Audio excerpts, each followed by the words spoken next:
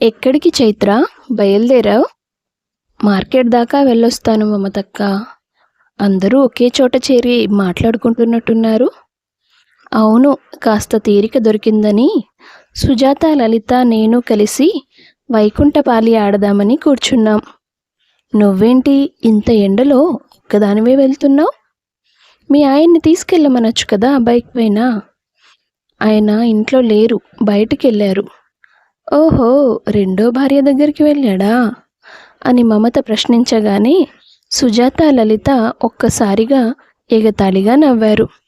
చైత్రకు అవమానంగా అనిపించి తిరిగి ఏమీ అనలేక మౌనంగా అక్కడి నుంచి వెళ్ళిపోయింది. చైత్ర భర్త పేరు శ్రీనివాస్.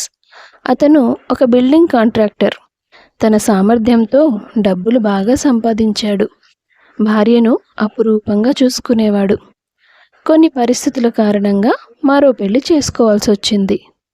ఆ రోజు ఆమె మార్కెట్ నుంచి తిరిగి ఇంటికి వచ్చాక పనులన్నీ పక్కన పెట్టి గదిలోకి వెళ్ళి తలుపు వేసుకొని ఒక్కతే కన్నీళ్లు పెట్టుకుంది. ఎందుకు దేవుడా, నా తలరాత ఇలా రాశావు? 5 ఏళ్లుగా మాకు పిల్లలు కలగకపోయినా ఆయన నా పైన చూపించే ప్రేమ ఏమాత్రం తగ్గలేదు అని నేను మురిసిపోయేలోపే పిల్లల కోసం నా భర్త మరొకరితో సంబంధం పెట్టుకున్నాడని, పెళ్లి కూడా చేసుకున్నాడని తెలిసేలా చేశావు. కొన్ని నెలలుగా ఈ బాధను భరించలేక, ఆయన్ని వదిలి వెళ్ళలేక నాలో నేనే నరకం చూస్తున్నాను అంటూ భగవంతుడికి తన బాధ చెప్పుకుంది. చూస్తుండగానే చీకటి పడింది. శ్రీనివాస్ ఇంటికి తిరిగొచ్చాడు. ఏమోయ్, ఎక్కడున్నావు అంటూ లోపలికొచ్చాడు. అతనికి చైత్ర కనిపించలేదు. వంటగదిలోకెళ్ళి చూశాడు. పాత్రలన్నీ ఖాళీగా ఉన్నాయి. ఏంటి, ఇంకా వంట కూడా చేసినట్టు లేదు? ఎక్కడికి వెళ్ళిందబ్బా అనుకుంటూ ఇల్లంతా తిరిగాడు. బెడ్రూమ్ తలుపు తోసి లైట్ ఆన్ చేశాడు. గోడకు వాలి నేల మీద కూర్చొని మౌనంగా కన్నీళ్లు పెట్టుకుంటున్న ఆమెను చూసి, చైత్ర, ఏంటిది ఇలా చీకట్లో కూర్చొని ఎందుకు ఏడుస్తున్నావు? ఏం జరిగింది? ఎవరైనా ఏమైనా అన్నారా? ఆమె కళ్ళు తుడుచుకొని, నన్ను అనడానికి ఇంట్లో ఇంకెవ్వరున్నారు చెప్పండి? మీరు నేను ఇద్దరమే కదా. అంటే బయటి వాళ్ళు ఎవరైనా ఇంటికొచ్చారా? బయట నుంచి జనాలు మన ఇంటికొచ్చి నాతో స్నేహంగా మాట్లాడే రోజులు పోయాయిలేండి. నేను బయటికి వెళ్ళి ఎవరితోనూ మాట పడకుండా తిరిగి ఇంట్లోకి వస్తే అదే మహాభాగ్యం అయిపోయింది. ఏమైంది చైత్ర, ఎందుకు ఇలా మాట్లాడుతున్నావు? నా సంగతి పక్కన పెట్టండి, మీరెక్కడికి వెళ్ళొస్తున్నారు? ఈసారి మౌనం శ్రీనివాస్ వంతైంది. చెప్పండి, ఎక్కడికి వెళ్ళొస్తున్నారు? నేనెక్కడికి వెళ్తాను? కన్స్ట్రక్షన్ దగ్గరికి వెళ్ళొస్తున్నాను. అవునా, కన్స్ట్రక్షన్ నుండి నేరుగా ఇంటికి వచ్చారా? అది ఎందుకు నానుస్తున్నారు? మీ రెండో భార్య దగ్గరికి వెళ్ళొస్తున్నానని నోరు తెరిచి చెప్పలేకపోతున్నారా? ఎందుకు ఇలా ప్రతిసారి తన ప్రస్తావన తెచ్చి నువ్వు బాధపడి నన్ను బాధ పెడతావు? మీరెందుకు బాధపడాలండి? మీరు కోరుకున్న సంతోషాలు దొరికాయి కదా, ఇంకా మీకేం బాధ? నువ్విలా కన్నీళ్లు పెట్టుకుంటుంటే అది నాకు బాధ కాదా చెప్పు? నువ్వంటే నాకెంత ప్రేమో నీకు కూడా తెలుసు కదా. ఇప్పుడు ఆ ప్రేమని మరో ఆడదానికి కూడా పంచుతున్నారు కదా. ప్లీజ్ చైత్ర, ఇలా నీ మాటలతో చేష్టలతో నన్ను హింసించొద్దు. బాగుందండి, చాలా బాగుంది. మిమ్మల్ని మరో స్త్రీతో పంచుకోవాల్సి వచ్చిందన్న బాధను భరించలేక నేను హింసపడుతుంటే మిమ్మల్ని హింసిస్తున్నానని అంటున్నారు. అది కాదు చైత్ర, నీ మీద ప్రేమ లేక నేను వసంతను పెళ్లి చేసుకోలేదు. ఏదో తొందరపాటులో జరిగిన తప్పు వలన నా కారణంగా ఆమె గర్భవతి అయింది. నా బిడ్డను తన కడుపులో మోసే తనని అలా అనాథలా ఎలా వదిలేస్తాను చెప్పు? అందుకే మరో దారి లేక ఆమె మెడలో తాళి కట్టాల్సి వచ్చింది. అంటే నేను గొడ్రాలినని దెప్పిపడుస్తున్నారా? నేను ఆ మాట ఎప్పుడన్నాను చెప్పు? నువ్వు ముందులే, ఇలా బెడ్ మీద కూర్చో అని తనని మంచంపై కూర్చోబెట్టి అతను బయటికి వెళ్ళి ఇద్దరికీ సరిపడా భోజనం తీసుకొచ్చాడు. తీసుకొచ్చిన భోజనాన్ని కంచంలో వడ్డించి ఆమెను బలవంతం చేసి మరీ ప్రేమగా తనకు తినిపించాడు. ఆ తర్వాత ఆమెను తన కాళ్లపై పడుకోబెట్టి జోకొడుతూ, దేవుడు మనిద్దరి బంధానికి కఠినమైన పరీక్ష పెట్టాడు. దీనికి ఎక్కడో చోట ముగింపు దొరక్కపోదు. నువ్వేమీ ఆలోచించకుండా ప్రశాంతంగా నిద్రపో అని చెప్తూ అలాగే మంచానికి వాలి అతను నిద్రపోయాడు. చైత్రకు నిద్ర పట్టలేదు. తను లేచి తన భర్తను సౌకర్యంగా పానుపుపై పడుకోబెట్టి, తనపై అంత ప్రేమ కురిపించే భర్త ఇలాంటి తప్పు ఎలా చేశాడు అని ఆలోచిస్తూ బాధపడుతూ అతని చేతినే తలగడగా మార్చుకొని చాలాసేపటికి నిద్రపోయింది. మరుసటి రోజు ఉదయాన్నే శ్రీనివాస్కు ఏదో ముఖ్యమైన పని పడడంతో పరుగు పరుగున బయలుదేరి వెళ్ళిపోయాడు.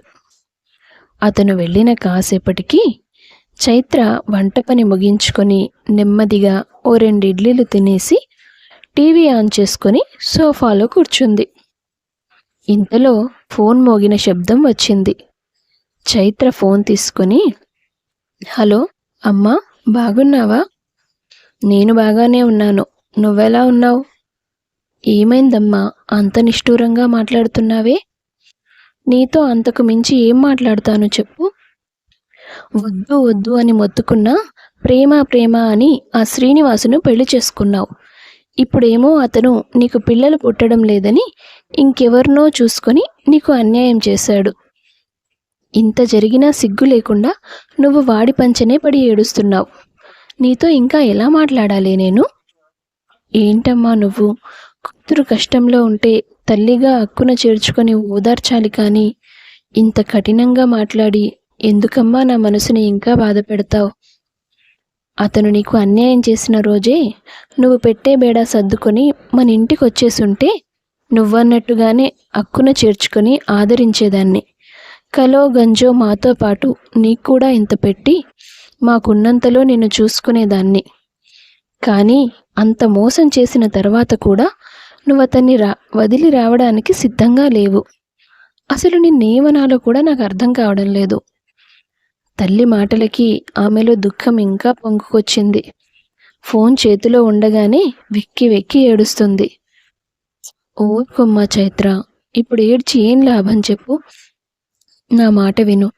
అతనితో విడాకులు తీసుకో. తనంతట తను నిన్ను వదిలేయకముందే నువ్వే తొందరపడు. తన చంకలో బిడ్డ ఉన్నాడనే హక్కుతో నీ సవతి వచ్చి నిన్ను ఇంట్లో నుండి గింటేయకముందే ఈ అమ్మ దగ్గరికి వచ్చేయి తల్లి.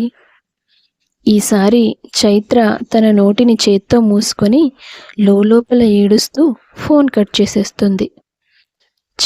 దీనికి చెప్తే చెవికెక్కదు. నేను అన్నంత అవమానం జరిగేదాకా ఆ చూరు పట్టుకునే వేలాడుతుంది అని తిట్టుకుంది చైత్ర తల్లి సీతమ్మ. శ్రీనివాస్ మధ్యాహ్నానికల్లా పని ముగించుకొని వసంత దగ్గరికి వెళ్తాడు.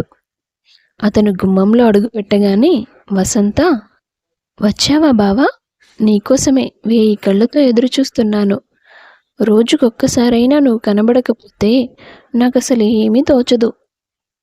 సరే, వెళ్ళి కొన్ని మంచినీళ్ళు తీసుకురా ముభావంగా అన్నాడు శ్రీనివాస్. ఆ తర్వాత ఉయ్యాల్లో నిద్రపోతున్న తన బిడ్డ దగ్గరికి వెళ్ళి బాబు నిద్రకి భంగం కలిగించకుండా నెమ్మదిగా ముద్దాడుతాడు. అయ్యో బావా, ఏం చేస్తున్నావు? పొద్దున్నుంచి సతాయించుకొని ఇప్పుడే నిద్రపోయాడు నీ కొడుకు. నిద్ర లేపేస్తావా ఏంటి? మళ్ళీ ఏడుపు మొదలు పెడతాడు. నాకు తెలుసు. వాడంత హాయిగా నిద్రపోతుంటే నేనెందుకు లేపాలనుకుంటాను?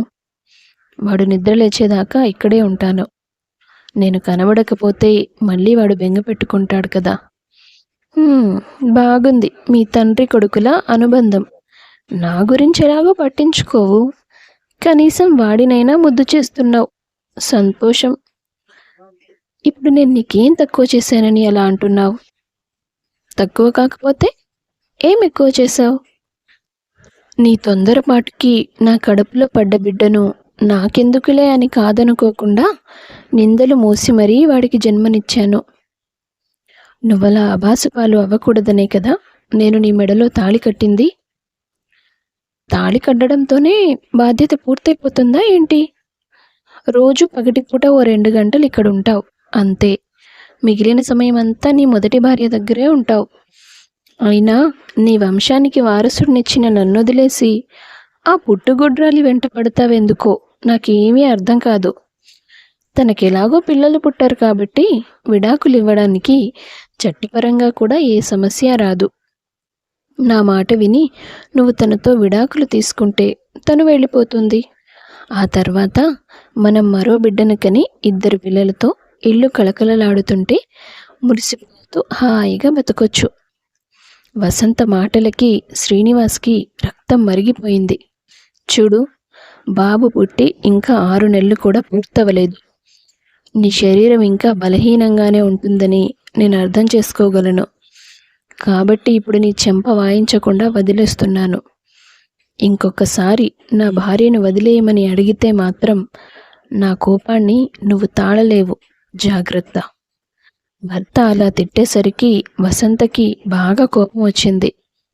అయినా తమాయించుకొని, సరే, నీకు నీ మొదటి భార్య మీద అంతగా ప్రేమ పొంగిపోతుంది కాబట్టి నువ్వు తనతో కలిసుండు. కానీ నాకు నా బిడ్డకు మాత్రం చెయ్యాల్సిన న్యాయం చేసి తీరాల్సిందే. ఇంకా ఏం న్యాయం చేయాలి మీకు? ఏమో, ఎవరికి తెలుసు. నువ్వు మధ్యలోనే మమ్మల్ని వదిలేస్తావేమో. అందుకే ఇప్పుడు ఇంకా వాడు పసివాడే కాబట్టి నీ ఆస్తిలో సగం వాటాని నా పేరు మీదకి మార్పించు. నేనేం చేయాలో నువ్వు నాకు సలహాలు ఇవ్వాల్సిన అవసరం లేదు. నేను త్వరలోనే బాబు పేరు మీద 50 లక్షల రూపాయలు డిపాజిట్ చేయబోతున్నాను. నీకోసం కూడా ఎంతో కొంత చేస్తాను. రేపటి రోజు ఎలా ఉంటుందనేది, ఎవరు ఉంటాం ఎవరు పోతాం అనేది ఎవ్వరికీ తెలియదు. కాబట్టి నా కొడుకు భవిష్యత్తు కోసం నేను ఆలోచించి ఒక నిర్ణయం తీసుకున్నాను. నిజమా బావా? నిజంగా నీ మనసు చాలా గొప్పది. అనవసరంగా నీతో గొడవ పడ్డాను, నన్ను క్షమించు. వాళ్ళలా మాట్లాడుకుంటూ ఉండగానే ఉయ్యాల్లో నిద్రపోతున్న సాత్విక్ ఏడవడం మొదలు పెడతాడు. శ్రీనివాస్ పరిగెత్తుకుంటూ వెళ్ళి బాబునెత్తుకుని ఎంతో మురిపంగా ముద్దు చేసి కాసేపు వాడిని లాలించి వాడితో ఆడుకొని సంతోషంగా సమయం గడుపుతాడు. ఆ తర్వాత అక్కడి నుంచి తన ఇంటికి వెళ్ళిపోతాడు. అతని ఇంటికి చేరేలోపే బాబును తను ముద్దాడుతున్నప్పుడు తీసిన వీడియో, దానితో పాటు శ్రీనివాస్ వసంత కలిసి దిగిన కొన్ని ఫోటోలు ఏదో కొత్త నెంబర్ నుండి చైత్ర ఫోన్కి వస్తాయి. అప్పటిదాకా కంటితో ఎప్పుడూ వాళ్ళని కలిపి చూడని చైత్రకి ఆ నిమిషం భరించలేనంత బాధ కలుగుతుంది. ఆ వీడియోలో శ్రీనివాస్ బాబుతో ఎంతో ఆప్యాయంగా ఉండడం, ఎంతో సంతోషంగా నవ్వుతూ ఆ బాబుని ఆడించడం ఆమె మనసులో నిలిచిపోతాయి. ఆ తర్వాత ఆమె భర్త ఇంటికి వచ్చినా, తనను ఎంతగా పలకరించినా ఆమె పట్టించుకోలేదు. ఏదో మొక్కుబడిగా వంట పూర్తి చేసి అతనికి వడ్డించి తిననట్టుగా 2 ముద్దలు తిని తన గదిలోకి వెళ్ళిపోయింది.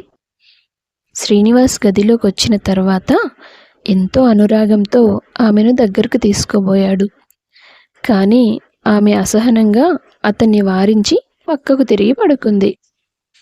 ఈ సమస్యకు ఎప్పుడు పరిష్కారం దొరుకుతుందో, చైత్ర మళ్ళీ నాతో ఎప్పుడు సంతోషంగా మాట్లాడుతుందో అని బాధపడుతూ నిద్రపోయాడు శ్రీనివాస్. ఒక పక్క వసంతతో శ్రీనివాస్ ఇష్టంగా ఉండేవాడు కాదు. ఇటువైపు చైత్ర తన భర్తతో ప్రేమగా మెలిగేది కాదు. 2 వైపులా నలిగిపోయేవాడతను. ఆ రోజు నుంచి చైత్రకు కళ్ళు తెరిచినా మూసినా తన భర్త వసంత కలిసి ఉన్న ఫోటోలు, సాత్విక్తో శ్రీనివాస్ సంతోషంగా గడిపిన ఆ వీడియోలోని దృశ్యాలు అవే కళ్ళ ముందు కదిలేవి. ఆ బాబుతో ఉన్నప్పుడు ఆయన ఎంతో సంతోషంగా ఉన్నాడు. వారసుల మీద ఎవరికి మాత్రం ప్రీతి ఉండదు. నేను ఎలాగో ఆయనకి బిడ్డల్ని కనివ్వలేను. ఇప్పుడు తనకి మరో జీవితం ఉన్నప్పుడు కనీసం అందులో అయినా సంతోషంగా ఉండడానికి అవకాశం ఉండి కూడా ఆయన శాశ్వతంగా అక్కడికి వెళ్ళడం లేదంటే నా వల్లే కదా. నేనంటూ అడ్డు లేకపోతే భార్యా బిడ్డలతో ఆయన సంతోషంగా బ్రతికేస్తారు.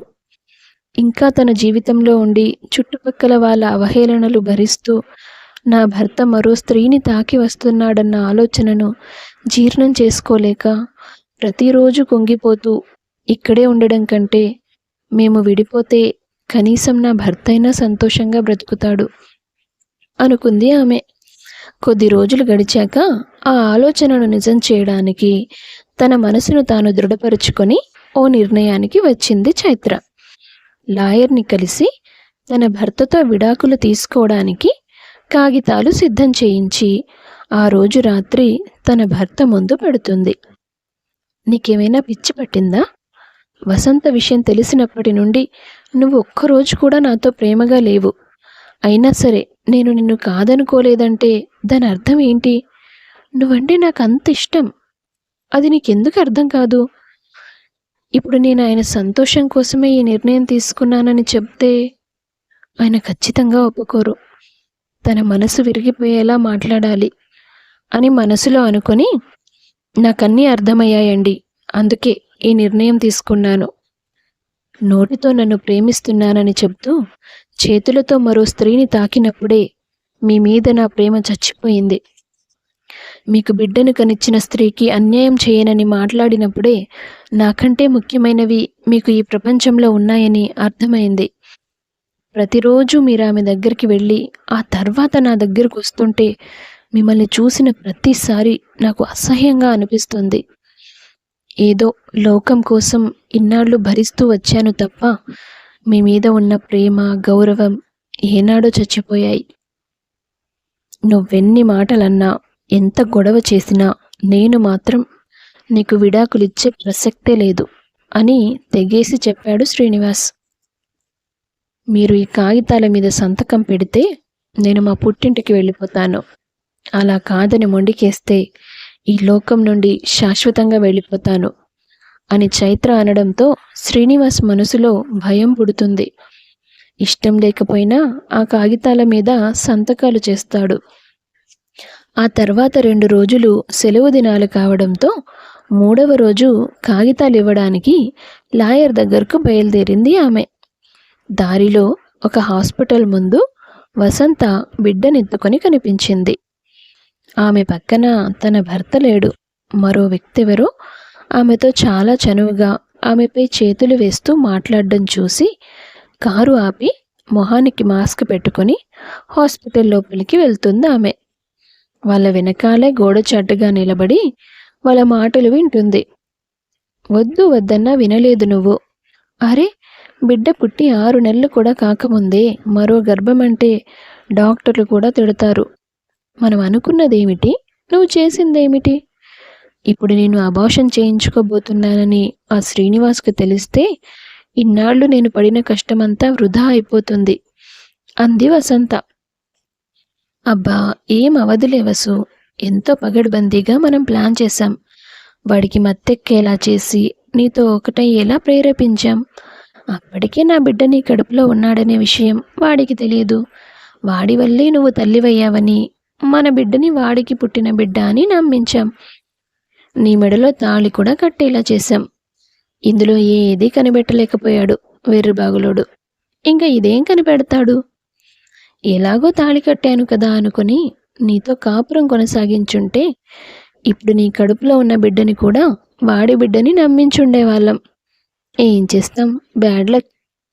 అయినా వాడికి వాడి పెళ్ళాం మీద మరీ అంత మోజేంటో నాకు అర్థం కాదు. ఇంత అందమైన నా డార్లింగ్ని సంవత్సరం నుండి ఇష్టంగా ఒక్కసారి కూడా ముట్టుకోలేదు వాడు. అనవసరంగా నా బిడ్డను పోగొట్టుకోవాల్సి వస్తోంది. మరి ఇంటికి వెళ్ళిపోదాం శిరీష్. వద్దొద్దు, ఇప్పుడు కాకపోతే ఇంకోసారి మనం పిల్లల్ని కనొచ్చు. వాడు ఆల్రెడీ బాబు పేరు మీద 50 లక్షలు బ్యాంకులో వేయడానికి సిద్ధంగా ఉన్నాడు. వాటిని నీ పేరు మీదకి తెలివిగా మార్పించుకొని ఆ శ్రీనివాస్ ఆస్తిలో కొంత భాగాన్ని నీకు చెందేలా వీలునామా రాసే వరకు నువ్వు వాడి భార్యగానే కొనసాగాలి. ఏంటో డబ్బు కోసం ఏదేదో చేయిస్తున్నావు నా చేత. మరి మనకి సంపాదించడం చేత కానప్పుడు ఇంకొకరిని మోసం చేసైనా లాక్కోవాలి కదా. దాన్ని కూడా తెలివని అంటారు డార్లింగ్. పద, డాక్టర్తో మాట్లాడి అబార్షన్ చేయించుకుందువు గాని. వాళ్ళు డాక్టర్ని కలవడానికి వెళ్ళగానే చైత్ర శ్రీనివాస్కి ఫోన్ చేసి, ఏమండి, నేను కళ్ళు తిరిగి పడిపోయాను. రోడ్డు మీద చూసిన వాళ్ళు నన్ను సాహితీ హాస్పిటల్లో జాయిన్ చేశారు. మీరు వెంటనే రండి. అని చెప్పడంతో శ్రీనివాస్ కంగారుగా బయలుదేరి అరగంటలో హాస్పిటల్కి చేరుకున్నాడు. అప్పటికే వసంతకు అబార్షన్ చేయడానికి థియేటర్లోకి తీసుకెళ్ళిపోతారు. శిరీష్ వెయిటింగ్ హాల్లో కూర్చుంటాడు. శ్రీనివాస్ చైత్రకి ఫోన్ చేసి, హలో చైత్ర, నేను హాస్పిటల్ దగ్గరే ఉన్నాను, నువ్వెక్కడున్నావు? రూమ్ నెంబర్ 4లో ఉన్నాను. మెయిన్ డోర్ నుంచి కాకుండా వెనకాల ఇంకో డోర్ ఉంది, అటువైపు నుండి రండి. సరే అని అక్కడికి వెళ్తాడు. అదేంటి రూమ్ నెంబర్ 4 ఆపరేషన్ థియేటర్ అని ఉందేంటి అని అనుమానంగానే తలుపుని తోస్తాడు. లోపల నుంచి నర్స్ వచ్చి, ఎవరయ్యా నువ్వు, అలా డైరెక్ట్గా ఆపరేషన్ థియేటర్లోకి వస్తావేంటి అని అడుగుతుంది. అంతలో శ్రీనివాస్ చూపు లోపల బెడ్పై ఉన్న వసంతపై పడుతుంది. నర్సు కోపంగా డోర్ వేసి లోపల నుంచి లాక్ చేస్తుంది. నాకేం అర్థం కావట్లేదు. చైత్ర తనకు బాలేదని ఇక్కడికి రమ్మంది. లోపల చూస్తే వసంత ఉంది. వసంత ఈరోజు తన పుట్టింటికి వెళ్తానని చెప్పింది కదా, ఏం జరుగుతోంది అసలు? అబార్షన్ జరుగుతుంది. చైత్ర, నువ్వా? నీకెలా ఉంది ఇప్పుడు? ఏదో అబార్షన్ అన్నావేంటి? లోపల బెడ్ మీద ఎవరున్నారో చూడలేదా మీరు? వసంతలా కనిపించింది కానీ తనిక్కడెందుకుంటుంది? అబార్షన్ చేయించుకోవడానికి. వాట్? అబార్షన్ ఏంటి? చైత్ర వెంటనే తన పర్స్ నుండి ఫోన్ తీసి శిరీష్ వసంతలు మాట్లాడుకున్న ఆడియో రికార్డును శ్రీనివాస్కి వినిపిస్తుంది. మీరు మోసపోయారండి, ఆ బిడ్డ మీ బిడ్డ కాదు అనగానే అతనికి షాక్ కొట్టినట్టయింది. తన వారసుడే అని నమ్మి సాత్విక్తో అతను ప్రేమగా గడిపిన క్షణాలు గుర్తు చేసుకుని కన్నీళ్లు పెట్టుకున్నాడతను. చైత్ర అతని కన్నీళ్లు తుడుస్తూ, ఇప్పుడు ఏడవాల్సింది మీరు కాదండి, మిమ్మల్ని మోసం చేసిన వసంత, ఆమె నిజమైన భర్త ఆ శిరీష్. వాళ్ళు మరుసటి రోజు దాకా ఎదురు చూసి శిరీష్పై చీటింగ్ కేసు పెట్టి అతన్ని జైలుకు పంపిస్తారు. చూడు వసంత, నేను నీ మీద కూడా కేసు పెట్టొచ్చు, కానీ ఏడాది కూడా నిండని ఆ పసివాడు అమ్మకు దూరమై బాధపడకూడదని నిన్ను వదిలేస్తున్నాను. నేను అమ్మని కాలేకపోయి ఉండొచ్చు, కానీ అమ్మతనం లేని ఆడదాన్ని కాదు అని చెప్పి భర్త చేయి పట్టుకొని బయటికి కదులుతుంది. ఇద్దరూ కలిసి తమ ఇంటికి వెళ్ళిపోతారు. నన్ను క్షమించు చైత్ర, ఒక అబద్ధాన్ని నిజమని నమ్మి ఇన్నాళ్ల నీ గుండెకోతకి కారణమయ్యాను. క్షమాపణ అడగాల్సింది మీరు కాదండి, నేను. కేవలం ఆ బిడ్డ కోసమే మీరు వసంత మెడలో తాళి కట్టానని ఎన్నోసార్లు నాతో చెప్పారు, కానీ నేను నమ్మలేదు. తనకు కూడా ప్రేమని పంచుతున్నారని అనుకున్నాను. మొన్న వాళ్ళు మాట్లాడుకున్న మాటల్లోనే నాకు అర్థమైంది, మీరు వాళ్ళ మోసానికి బలైపోయారు తప్ప ఆమెను ఇష్టపడలేదని. నన్ను ఇంత గొప్పగా ప్రేమించిన నా భర్తని దూరం చేసుకోబోయాను. మన మధ్య ఉన్న ప్రేమ ఆ భగవంతుని కూడా మెప్పించింది చైత్ర. అందుకే అన్ని విషయాలు బయటపడేలా చేశాడు. మన బంధాన్ని మరింత బలంగా మార్చాడు. అవునండి, ఆ రోజు మీరన్నట్టుగా దేవుడు మన బంధానికి పెట్టిన పరీక్షలో మనమే గెలిచామండి అంటూ తన భర్త ఒడిలో ఒదిగిపోయింది ఆమె. కొన్నాళ్ల తర్వాత వాళ్ళు ఆశ్రమం నుండి ఓ బిడ్డను దత్తత తీసుకొని తమ వారసుడిగా ప్రకటించారు. గండాలన్నీ దాటుకొని బంధాన్ని కాపాడుకొని ఎంతోమందికి ఆదర్శంగా నిలిచింది ఆ జంట. తమ స్వార్థ ప్రయోజనాల కోసం ఎదుటివారిని మోసం చేయడానికి ఎంత నీచానికైనా దిగజారే మనుషులు ఉన్నారు నేటి సమాజంలో. అంత దూరం ఆలోచించలేని మామూలు వ్యక్తులు అబద్ధానికి, అపార్థానికి లొంగిపోయి బంధాలకి దూరమైపోతున్నారు. కథ నచ్చితే వీడియో లైక్ చేయండి, తప్పకుండా ఛానల్ను సబ్స్క్రైబ్ చేసుకోండి. మీ అభిప్రాయాన్ని కామెంట్ రూపంలో తెలియపరచండి. అందరికీ ధన్యవాదాలు.